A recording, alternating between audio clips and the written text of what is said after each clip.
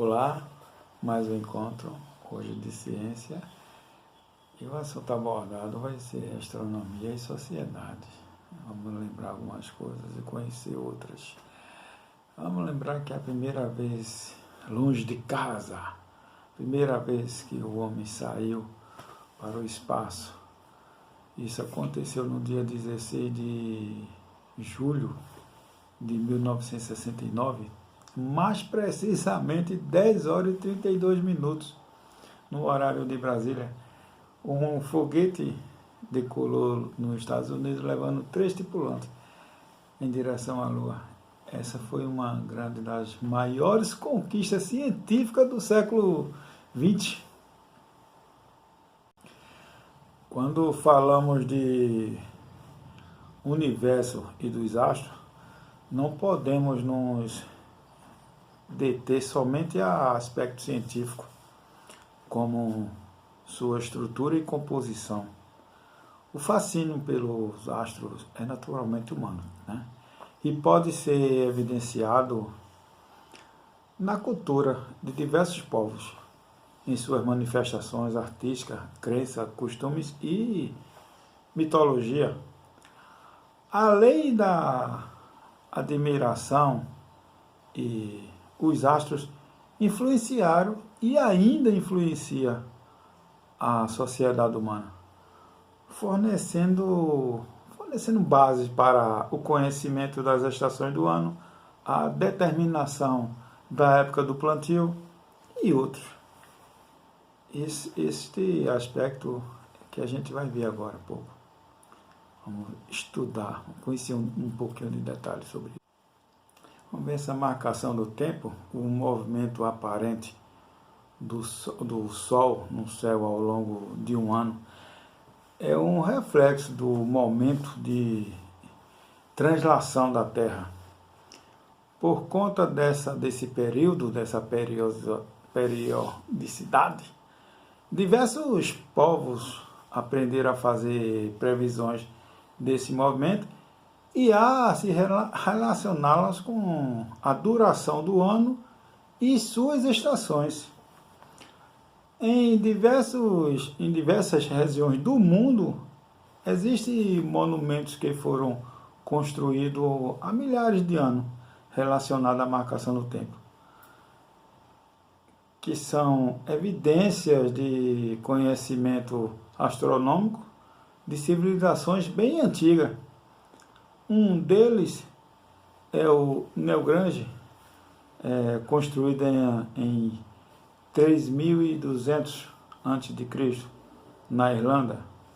Acredita-se que ela tenha sido usada para marcar o início de um novo ano.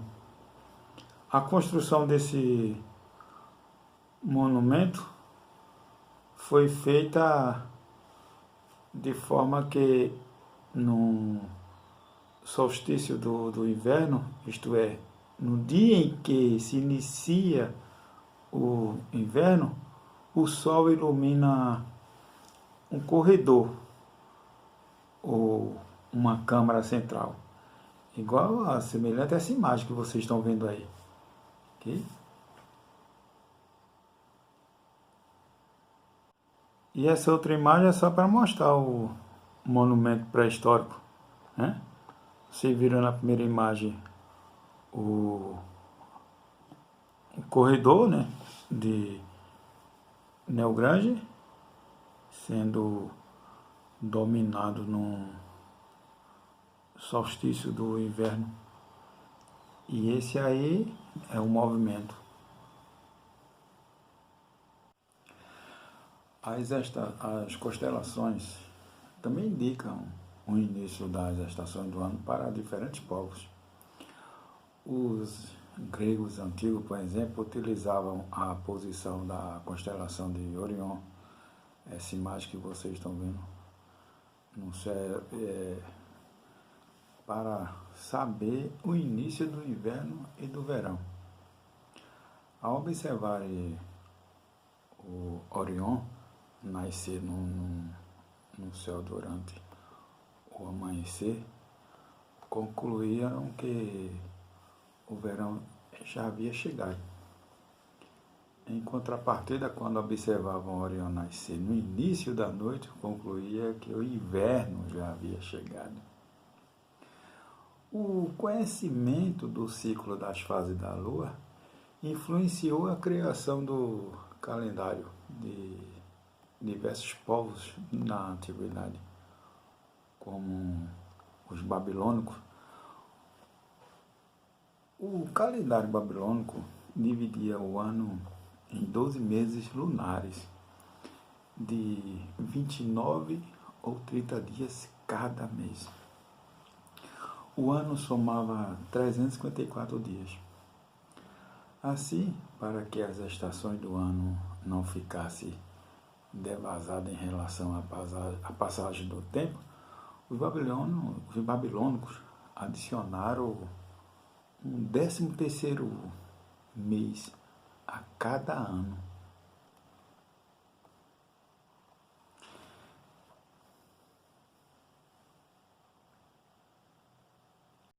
Já na agricultura e caça, o conhecimento do início das estações do ano, possibilitado pela observação dos astros, permitiu o planejamento de plantio e colheita.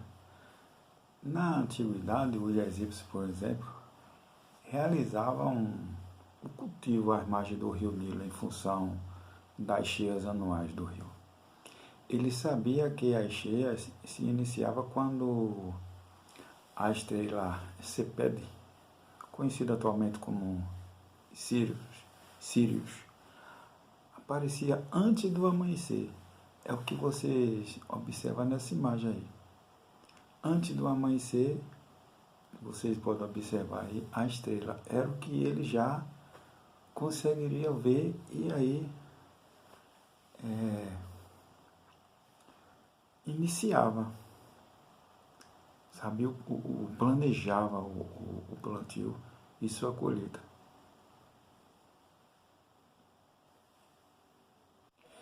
E essa imagem é de um índio tupi, encontra-se no museu na Dinamarca, que os índios também usavam as fases da lua, também era utilizada por eles, esses índios tupi-guarani, para a determinação das épocas de plantio e dia de caça. Quanto à caça, eles consideram que melhor época para a realização desta atividade seja próxima à lua cheia, pois perto dessa lua cheia, com o aumento da luminosidade, os animais se tornam mais agitados. Aí facilitava para eles a caça.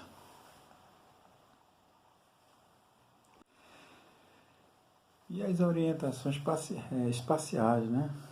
Espacial, uma das formas mais antigas de orientação espacial era realizada por meio da observação dos astros.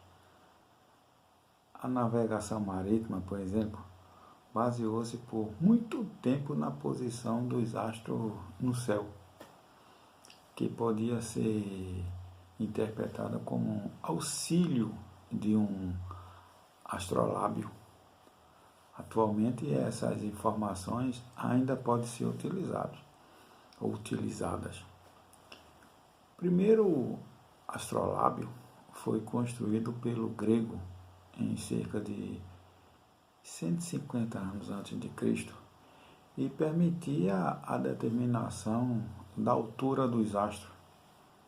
Ao longo dos anos, esse tipo de instrumento foi aperfeiçoando pelos árabes. E no século XV começou a ser utilizado para auxiliar nas navegações em alto mar. Estrelas como a Polar ou Polaris, localizada na constelação Ursa Menor, servia como guia para os marinheiros locais em área norte. alguns povos indígenas, brasileiros, né? Brasileiros, utilizavam a constelação Cruzeiro do Sul para orientar-se. Se orientava pela o Cruzeiro do Sul, a estrela, né? A constelação. Ele sabia que quando a cruz formada pelas estrelas, popularmente conhecida como mimosa, Ubideia, Pálida e Magalhães, estava em pé, como na fotografia que vocês observam aí. O prolongamento do seu braço maior apresentava, ou melhor, apontava para o sul. Observe essa imagem.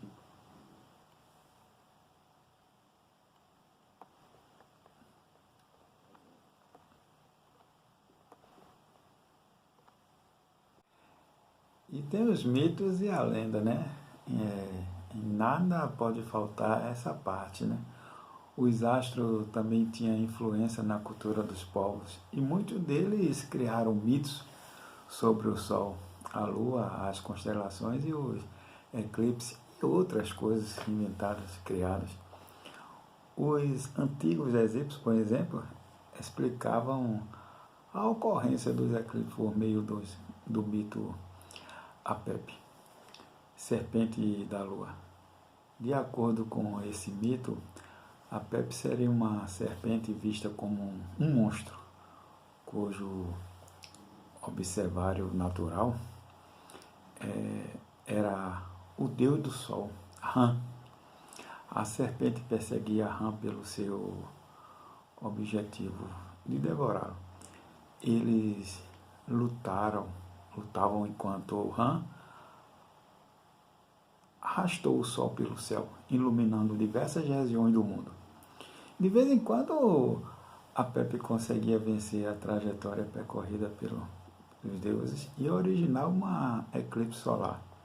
Mas Ram e outros defensores do céu, ao lutar, sempre conseguiam fugir da sombra de Apep, voltando à luz solar. Aí vocês têm a imagem de Apep.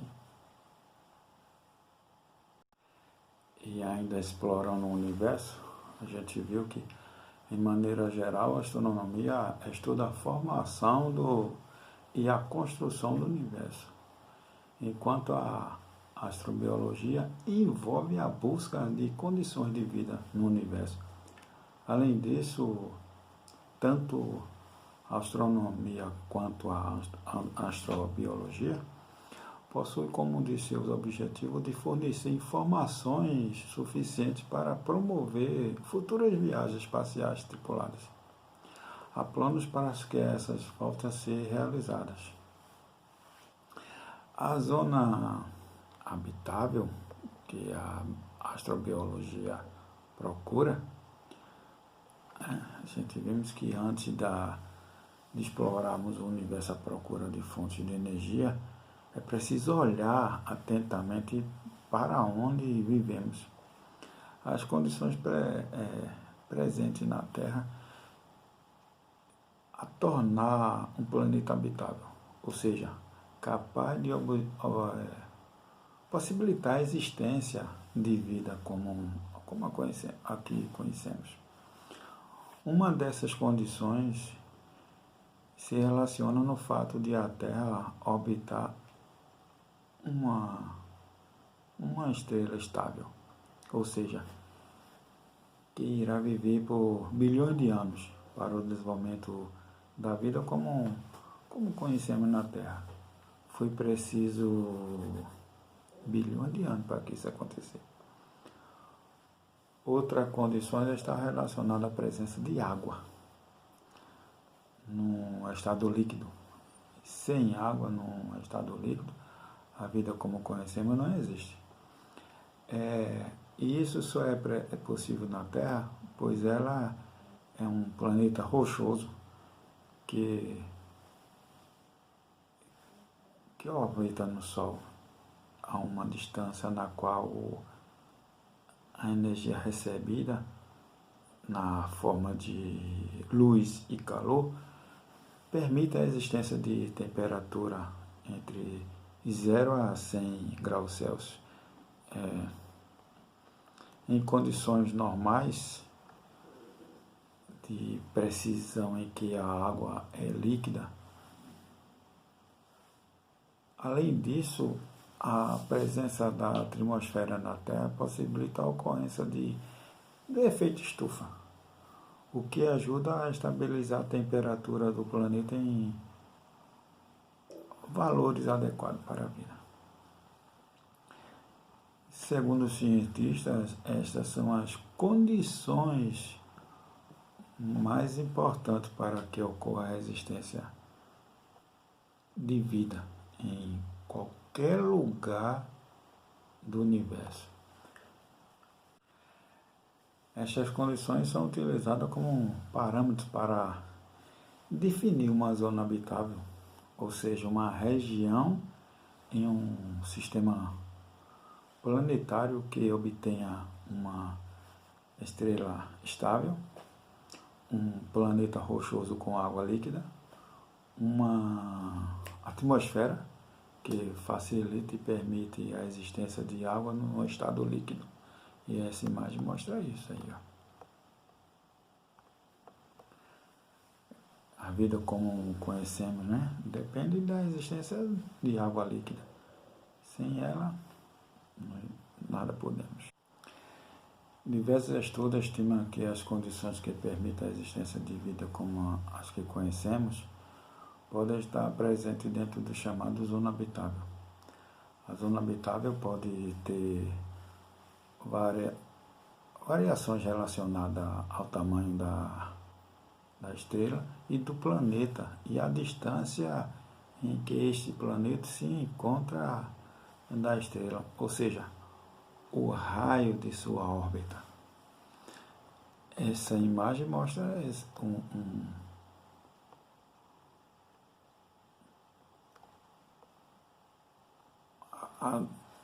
dá uma ideia de distância do planeta. E vocês têm aí a zona habitável, planeta X e Z, né? Planeta Y não foi determinado. O Sol, né? Tem o Sol. Os planetas Marte, Terra, Vênus, né? E todos têm uma certa distância. E aí está mostrando aí, ó, o raio da órbita em relação à Terra, né? Esse esquema comparando uma zona habitável, um sistema solar com a zona habitável de outros possíveis sistemas planetários. Observe, se você observar bem a ilustração, você vê que a Terra é o único planeta do sistema solar que se encontra na zona habitável. Agora considere que o planeta X e Y forma outro sistema planetário ao redor da estrela Z, que possui massa de 1,5 vezes maior do que o nosso Sol. Devido ao tamanho da estrela e o raio da órbita, e ao raio da órbita dos planetas, nessa situação o planeta Y apresenta condições de abrigar vida, enquanto o planeta X não possui que na realidade ele está fora da zona habitável, por isso que eles não possuem.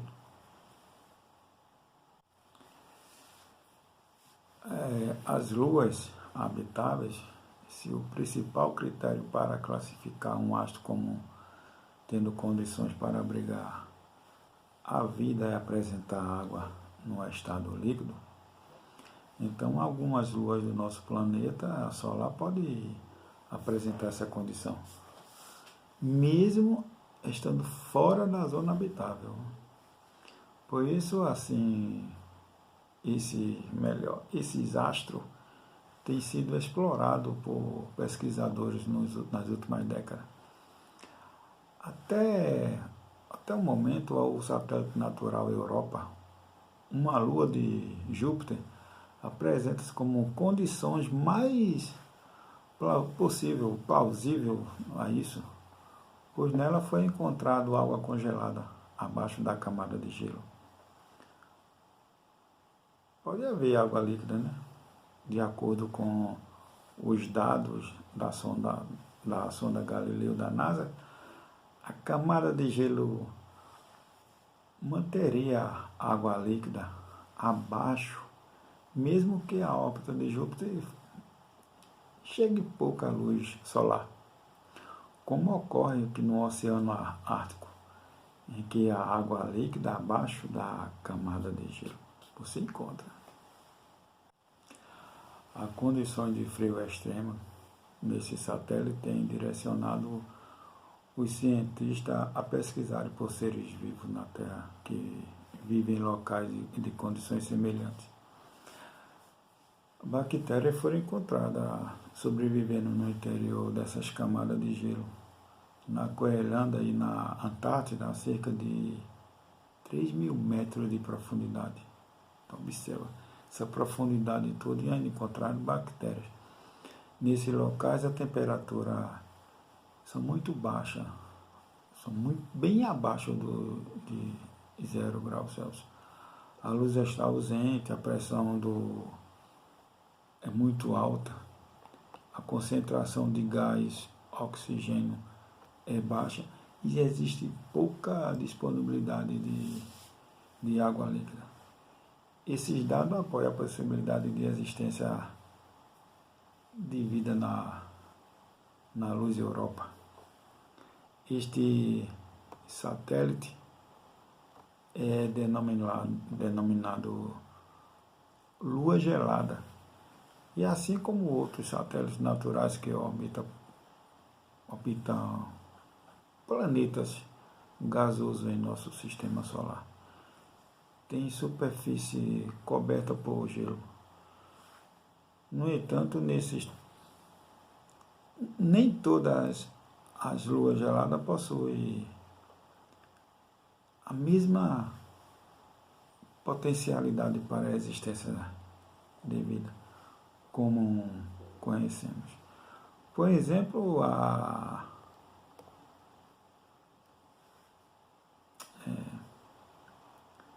Ló, por exemplo, esse Ló, outra lua, essa lua de Júpiter. Ló, essa lua de Júpiter, possui pouca água disponível em comparação com a lua Europa, associada a outras condições.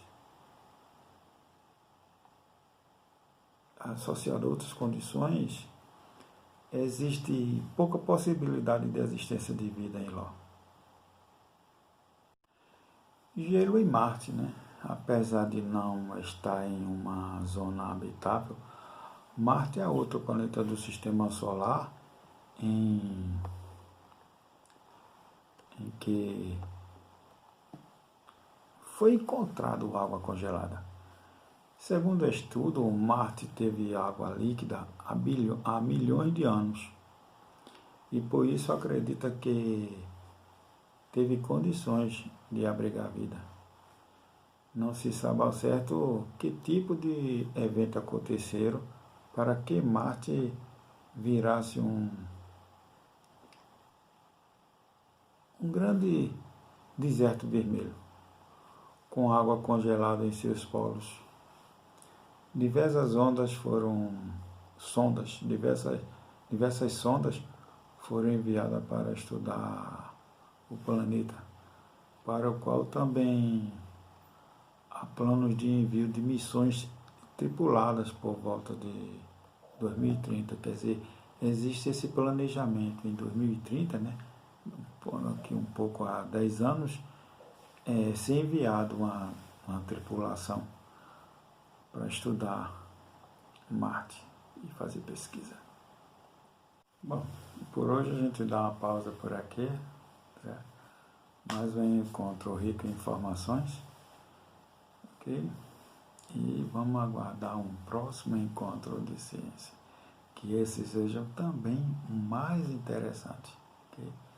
Sucesso a todos e que Deus nos ajude.